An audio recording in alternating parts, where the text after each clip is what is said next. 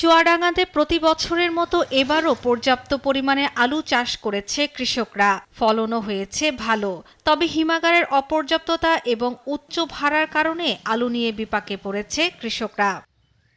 বাজারে বর্তমানে পর্যাপ্ত পরিমাণে আলু আসার কারণে কৃষকরা পাচ্ছে না কাঙ্ক্ষিত দাম। এমনকি আলু চাষের জন্য যে খরচ সেটাও পাচ্ছে না কৃষকরা। এতে আলু চাষ থেকে অনেক কৃষকই মুখ ফিরিয়ে নিচ্ছেন।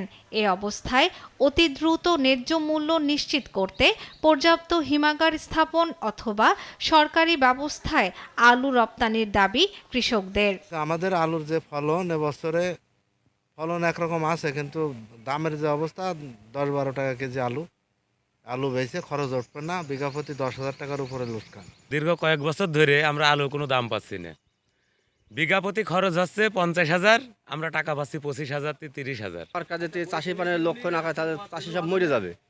আলু রপ্তানির বিষয়ে প্রক্রিয়া চলছে বলে জানান কৃষি বিভাগ। আমাদের যে পার্টনার প্রকল্প আছে, এই পার্টনার প্রকল্পের মাধ্যমে, এছাড়া আমাদের যে এই আঞ্চলিক যে প্রকল্প আছে এই প্রকল্পের মাধ্যমে, তাছাড়াও সাধারণভাবেও আমরা কৃষকদেরকে এই গ্যাপ সম্পর্কে সচেতন করার চেষ্টা করছি। তবে আমরা আশা করছি যে হয়তো অদূর ভবিষ্যতে এই কৃষক ভাইরা গ্যাপ মানবে, গ্যাপ মেনে উৎপাদন করবে এবং দেশের বাইরে আলু রপ্তানি করা সম্ভব হবে। এবছর জেলায় আলুর আবাদ হয়েছে 1936 হেক্টর জমিতে। ফলনের লক্ষ্যমাত্রা ধরা হয়েছে হেক্টর প্রতি 22 থেকে 25 মেট্রিক টন পর্যন্ত।